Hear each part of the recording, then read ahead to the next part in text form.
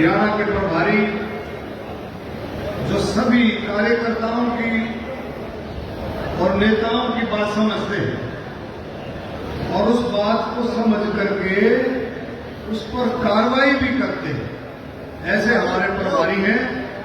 किसान, मजदूर, गरीब की बात समझते हैं, दलितों की, बैकवर्डों की, और बहुत ही कर्मठ दिन रात। आज भी मेरा ख्याल में 2 से 3 प्रोग्रामों में आज हिस्सा लेंगे विप्लव देव जी, संगठन मंत्री रविंद्र राजू जी, राज्यसभा सांसद रामचंद्र जांगड़ा जी, बहुत ही जुझारू साथी रामचंद्र जांगड़ा जी भी आप लोगों की आवाज को आगे तक उठाते हैं। पूर्व मंत्री भाई मनीष ग्रोवर जी, आप लोगों की आवाज हरियाणा विधानसभा में, हरियाणा सरकार में आपकी आवाज। भाई सतीश नांदल जी, भाई अजय बंसल जी, हमारे बहुत ही आदरणीय अरविंद यादव जी जो हमारे चुनाव के प्रभारी थे, आपने देखा वो किस तरह से चुनाव लड़ाया। जिला परिषद चेयरमैन मंजू हुड्डा जी, महामंत्री आशा शर्मा जी, सुरेश कराड़ जी, भाई हमारी रेणु डावला जी, विजेंद्र चेयरमैन जी, योगेश जी, ओल्यान जी, करमवीर राठी जी, और भाई सूरजमल किलोई जी, 4 मंडलों के अध्यक्ष अभिनंदन जी, सतीश जी, सोनू दलाल जी, रवि हुड्डा जी, और भाई पूर्व महामंत्री भाई राजेश जी, नागेंद्र जी, और सुधीर जी पूर्व चेयरमैन बैठे हमारे बीच में, रमेश अत्री जी महामंत्री, और भाई राजेंद्र सुहाग जी, और सभी मेरे पत्रकार भाइयों, साथियों, मीडिया के, इलेक्ट्रॉनिक मीडिया के और प्रिंट मीडिया के सभी एमसी, सरपंच साहबान, और जो स्टेज पर बैठे सभी हमारे ऐसे साथी, अजय बंसल जी भी बैठे, हमारे पूर्व अध्यक्ष, बहुत ही जुझारू अध्यक्ष हमारे अजय बंसल जी भी बीच में बैठे हैं।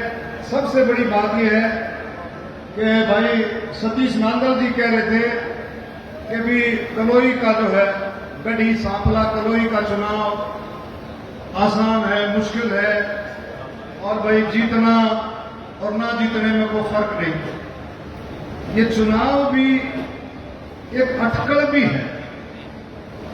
चुनाव को हम क्या करते हैं, जब चुनाव आता है तभी हम जोर शोर से लगते हैं उसको जीतने के लिए। हमें चुनाव से पहले की तैयारी, जो आज की जो तैयारी है, ये पन्ना प्रमुख की तैयारी, ये चुनाव से पहले की तैयारी है। और इससे भी बड़ी तैयारी मैं सतीश नांदल जी को कहूंगा कि 100% मैं जो आपको बताता हूं, आप लोग तैयारी कर लो। आप याद करोगे मैं डॉक्टर अरविंद शर्मा ने कहा था, अगर आप गढ़ी सांपला कलोई से अगर अगली बार एमएलए ना बन जाओ तो वो लेके देना। अब तैयारी करो। तैयारी कैसे करनी है? ये पन्ना प्रमुख सम्मेलन जो बना है, उसने जी जान की बाजी लगा करके आज से ये समझना है कि अगले महीने चुनाव है। दूसरी चीज, जो बूथों पर जो रहेंगे एजेंट, उनको तगड़ा होना है, उनको एजेंटों को तगड़ा। और एक जो सबसे बड़ी चीज है, रोहतक पार्लियामेंट्री क्षेत्र की बता रहा हूं, कड़ी सांपला कलोई की, इनको ठिकाने पता है, बोगस वोट डलवाने के ठिकाने।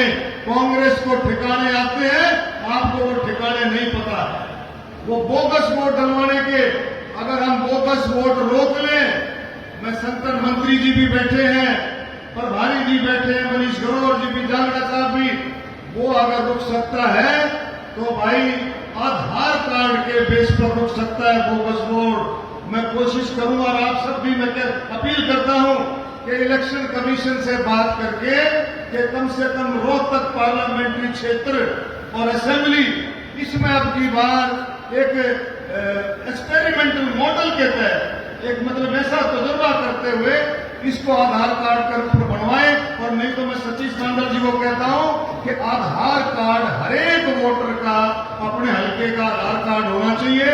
आपका बूथ एजेंट जो वहां पर बैठता है अंदर, वो इतना मजबूत होना चाहिए कि बोगस वोट रोके। आपने अगर बोगस वोट रोक दी तो मैं गारंटी से कहता हूं अगले एमएलए को वही कि आप ये बोगस वोट डालते हैं।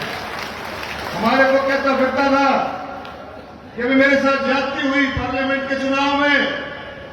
मेरे को पार्लियामेंट में दीपेंद्र हुड्डा मिला, मैंने कहा अरे भाई तू कहता फिरता है कि तेरे साथ ज्यादती हुई? अरे ज्यादती तो बोगस वोट तो तुमने डलवाए, कलोई में डलवाए, छोड़ी। और मेरा दीपेंद्र जी, अगर चुनाव साफ सुथरा चुनाव होता, अगर बोगस वोट तुम नहीं डलवाते तो कम से कम 1.5 लाख से 2 लाख वोटों से दीपेंद्र हारता। ये किसका? 36 बिरादरी के आशीर्वाद से, किसान, मजदूर, गरीब, दलित, बैकवर्ड, आप सब के आशीर्वाद से ये काम होना था। और आप मजबूत हो, कोई भी वो नहीं है। आप देखा मनीष ग्रोवर जी जैसे कह रहे थे, सतीश नांगल जी कह रहे थे कि अब इसने क्या किया। आप देखो, सांपला, गढ़ी किलोई सांपला के लिए कौन सा काम किया? अरे छोटे से बात थी, 10 साल चीफ मिनिस्टर रहे, मुख्यमंत्री रहे, एक सब डिवीजन की बात, एक सब डिवीजन तक भी नहीं बढ़ा सके, यहां पर एसडीएम नहीं बढ़ा सके, डीएसपी नहीं बढ़ा सके, और सब डिवीजन भी किसने बढ़ाया? मुख्यमंत्री मनोहर लाल खट्टर जी ने, भारतीय जनता पार्टी की सरकार ने सब डिवीजन बढ़ाया। और कह रहे भाई किसानों के लिए मुआवजे की बात अभी बात कर रहे थे, भाई किसानों के लिए पानी की बात है, कहीं पानी नहीं और कहीं भाई पानी खड़ा है। आप ये देखें तो छोड़ दो, ये तो सरकार हमारी कर ही रही है। आप देखें इस इलाके को कंट्रोल जोन में डाल दिया, कंट्रोल जोन में डाल दिया, यानी कि आसपास आप एक छप्पर भी नहीं डाल सकते। ऐसा काम भूपेंद्र हुड्डा की सरकार ने किया। तो मैं कहता रहा हूं, अभी क्या है? परिवारवाद की राजनीति, अपने बेटे के सिवा कुछ दिखता नहीं है, कुछ नहीं दिखता है। अब सिर्फ एक ही मिशन है कि कैसे मैं अपने बेटे को आगे बढ़ाऊंगा, कोई मिशन नहीं। जाति पाति परिवारवाद या आप लोगों ने समझ करके इस बात को पकड़ना है। आप देखो सांपले वाला, ये बेरी रोड जो सांपला से बेरी रोड जाता है, अरे इन्हें रोकने में बाद में बजा लेगा, अरे रोकिए ना ढोलकगढ़ में। ये सांपला बेरी रोड कितनी कैजुअलिटीज, मेरा ख्याल पत्रकार बता सकते हैं कितनी कैजुअलिटीज हुई इस पर। इसकी तरफ कोई ध्यान नहीं दिया। बार बार एक ही बात कहते थे, जब आप बात रखते थे, मैंने अपनी सरकार में भाई इंजीनियर से पूछ लिया है, पीडब्ल्यूडी से पूछ लिया है, भाई संभव नहीं है। अब कैसे संभव हो गया? हम मोदी जी के नेतृत्व में, गडकरी जी के नेतृत्व में, मुख्यमंत्री जी के नेतृत्व में, अब कैसे संभव हो गया? काम चालू है कि नहीं है? अब कैसे संभव हो गया? तो ये सोच है, लोगों के प्रति सोच है, उस परिवार की आपके प्रति कोई सोच नहीं रही। मैं आपको यही कहूंगा कि जिस तरह से माननीय प्रधानमंत्री जी के ये 9 साल सेवा, सुशासन, गरीब कल्याण, आपने देखा 9 सालों में भारतीय जनता पार्टी और मोदी जी के नेतृत्व में कितना सरकार ने काम किया है। हरियाणा में 8.5 साल में कितना काम हुआ है।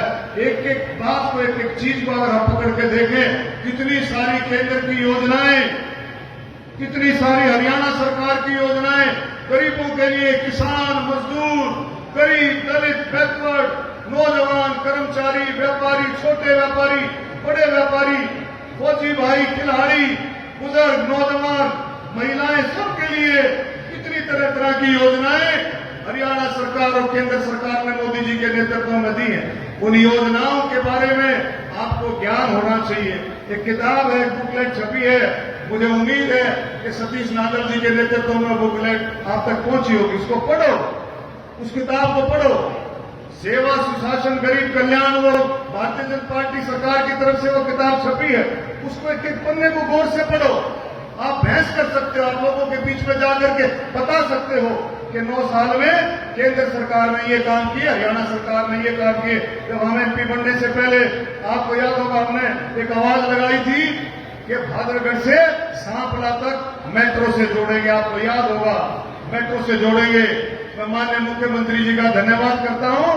भादरगढ़ से आसोदा तक मेट्रो आ गई है और अगले फेज में जल्दी से जल्दी आसोदा से सांपला लेके भादरगढ़ से सांपला भी मेट्रो जुड़ेगी आपकी। बहुत सारे काम ऐसे हैं जो आप लोगों के लिए होते जा रहे हैं। अब की बार आप देखो, फसलों का मुआवजा हरियाणा सरकार ने, माननीय मुख्यमंत्री जी ने जो कहा कि अभी 20 से 25 मई तक आपका मुआवजा आ जाएगा। मेरे ख्याल में 30 तारीख से पहले आपका मुआवजा आ गया। जो पीछे जो ओले पड़े थे, कुछ बेमौसमी बारिश हो गई थी, जब उसमें सारा काम जो है आप लोगों का, वो मैं फिर से यही कहता हुआ, आप लोग मजबूती के साथ बहुत अच्छे तरीके से आगे बढ़े। ये भारतीय जनता पार्टी ही आप लोगों की सेवा में है। गरीब कल्याण के लिए काम कर रही है, गांव के लिए काम कर रही है, शहरों के लिए काम कर रही है। और मेरी आपसे यही प्रार्थना है, एकजुट होकर के आप लोग कंधे से कंधा मिला करके इस पार्टी को, जो भारतीय जनता पार्टी को आगे बढ़ाएं। धन्यवाद। जय हिंद। भारत माता की। बहुत बहुत धन्यवाद डॉक्टर अरविंद शर्मा जी। भारत